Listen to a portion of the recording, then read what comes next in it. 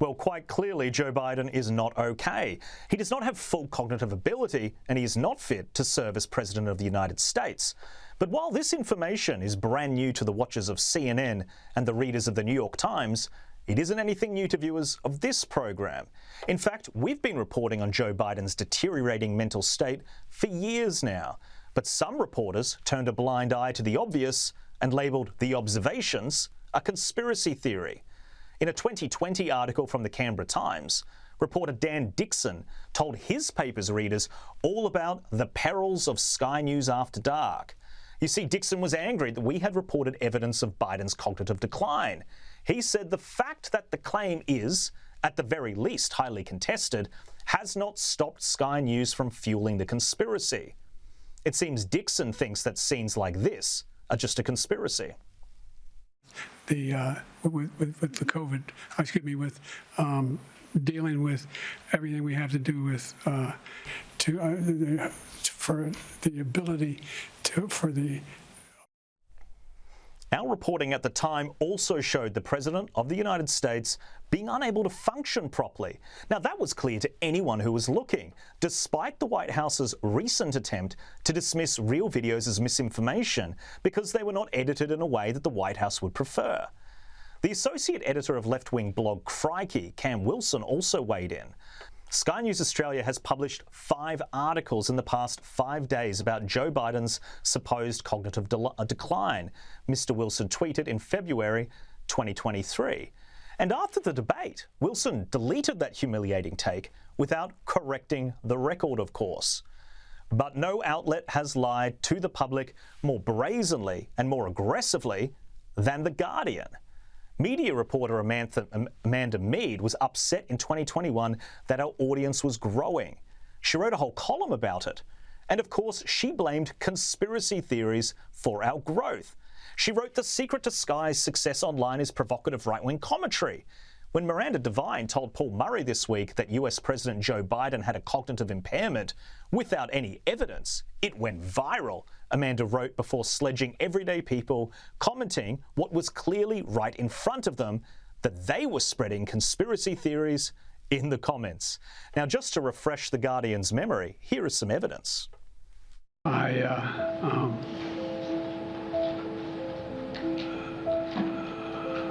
Anyway, and I don't want to, well, maybe choose my words. I was just thanking, anyway. I just, look, I mean,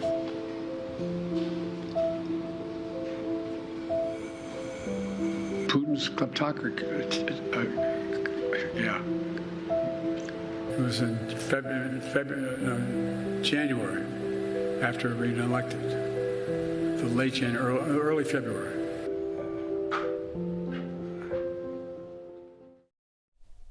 But the most stunning and egregious example of misinformation has to be from Ann Davies, also published in The Guardian. In a 2,700-word article published about this network in 2021, which simultaneously claims that Sky News Australia is dangerous to democracy, but also that nobody watches it. She labels our content extremist and far-right, saying we spread conspiracy theories on COVID-19, with particular emphasis on it being developed in a Chinese lab, the stolen US election, Hunter Biden's email and laptop scandal, and Joe Biden's mental capacity. So let's go through those conspiracy theories. We were one of the only networks in the world to investigate the origins of COVID-19 at the time. It is now a mainstream viewpoint. The Hunter Biden laptop scandal was widely dismissed as misinformation. Guess what? It wasn't. And on Joe Biden's mental capacity, the evidence is beyond question. Now, keep all of this in mind when you read these ridiculous hit pieces on The Guardian, where they try to invent reasons that no one watches them on YouTube. These journalists are activists. They dismiss major worldwide news events that were clear to us and clear to you, our viewers, as conspiracy theories because they were damaging to their reporters' side of politics. It demonstrates why you can never trust anything that is published on that website. Darren Davidson, let's bring you in. My gripe with what a lot of reporters have done over the last couple of years is denying the legitimate observations that a normal, reasonable person makes when viewing the president speaking, and trying to gaslight people, refer to it as conspiracy theories. Now, I understand why the White House might want to push that narrative, but for supposedly professional journalists to label those observations that, I just think is extraordinary. I agree. I mean, a very generous account would be to say that, we cast our minds back to COVID. Biden was basically hiding in a basement. And after that, he continued to really severely limit his public interactions. So if you were being generous, you could say there were not many opportunities for the press to witness what is actually inescapable, which is that his health is quite bad, and that certainly wasn't exaggerated by your reporting, as you've just laid out. But the most damning fact to me was the media assembled in Atlanta for that presidential debate, which you covered on your YouTube channel and on air.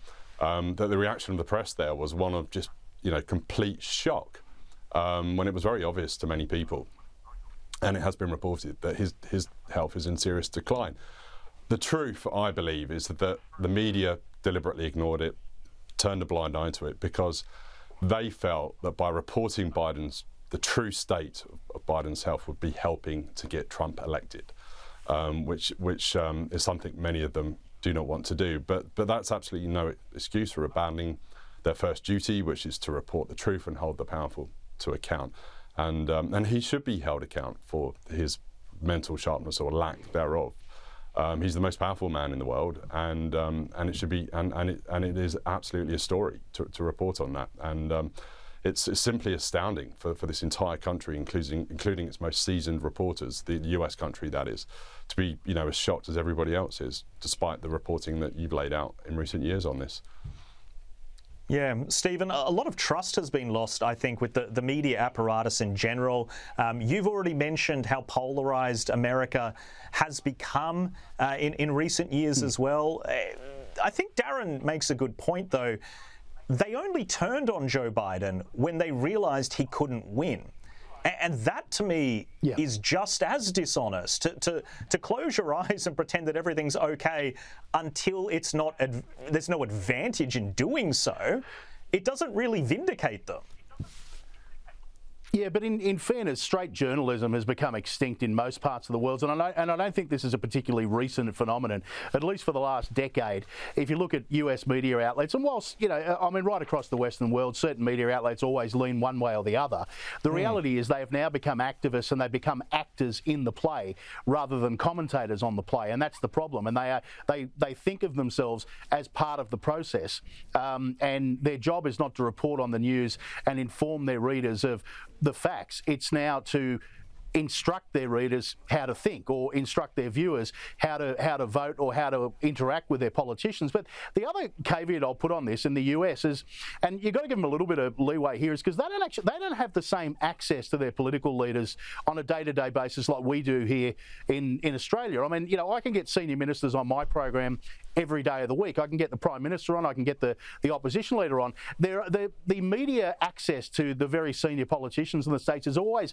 very, very well staged and very well managed by their minders. So maybe they're not quite as attuned to it as we might be over on this side of the pond. But, it's hard to excuse the way the media has evolved, particularly in the last decade or so. I'm not going to make excuses for it. But I just want to make a comment on the Guardian's coverage of Sky News. Does anybody read the Guardian?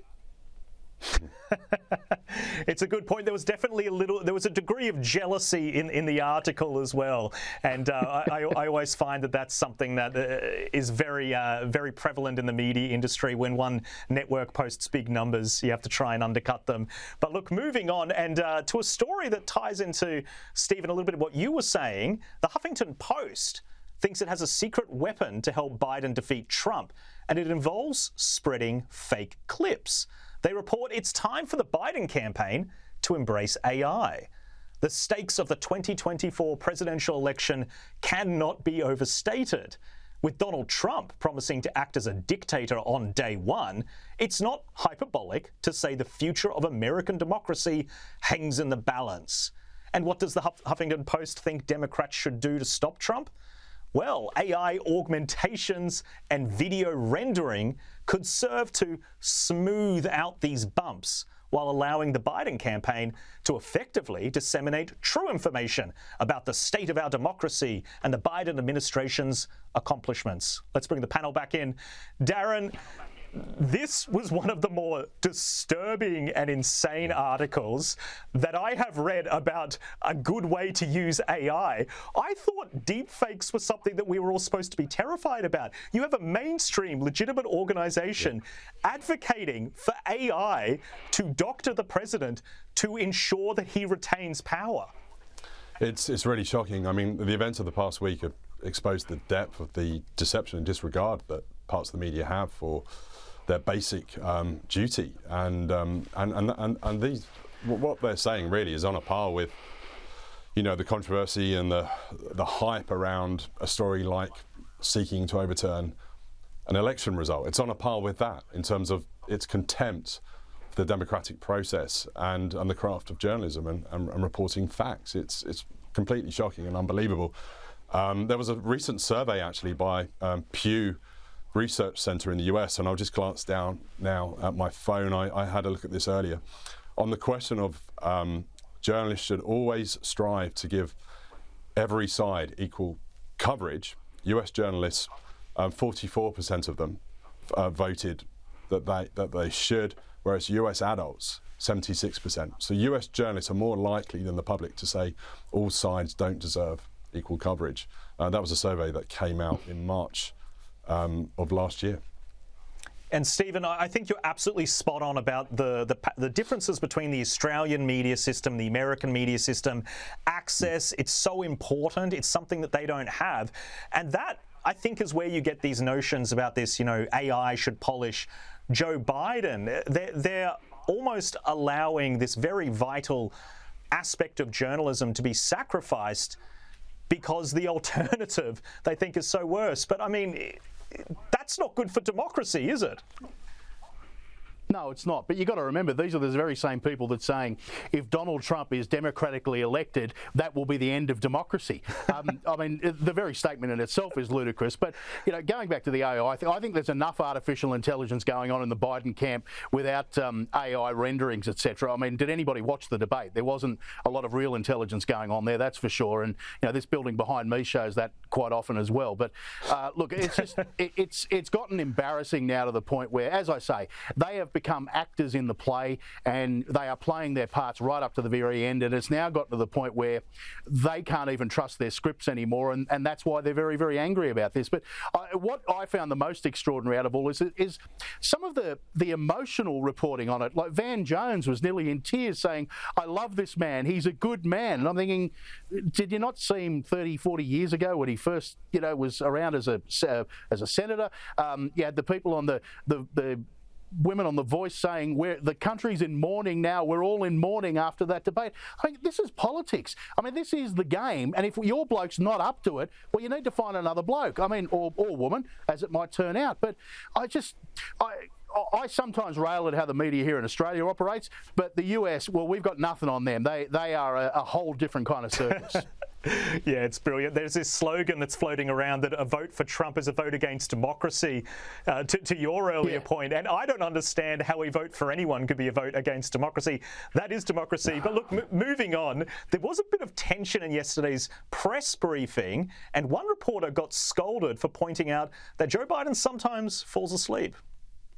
And I'm sharing with you his view. And we would invite the president to come here and tell us that directly. Noted, Kelly.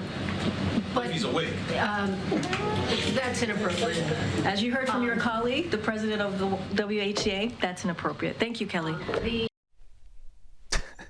Darren, there's obviously a little bit of disagreement. That reporter who scolded the Newsmax reporter that made that comment, she's getting a little bit of a flack on Twitter and everything, calling it a bit of a Karen moment. What were your thoughts? Was it unprofessional to make that comment? Yeah, absolutely. I mean, it's not really a question of even asking the wrong question. It's a question of not even asking the right questions and really interrogating this story. And effectively, parts of the media are colluding with the White House and falling for their spin. Yeah, well said. Stephen, your thoughts on this?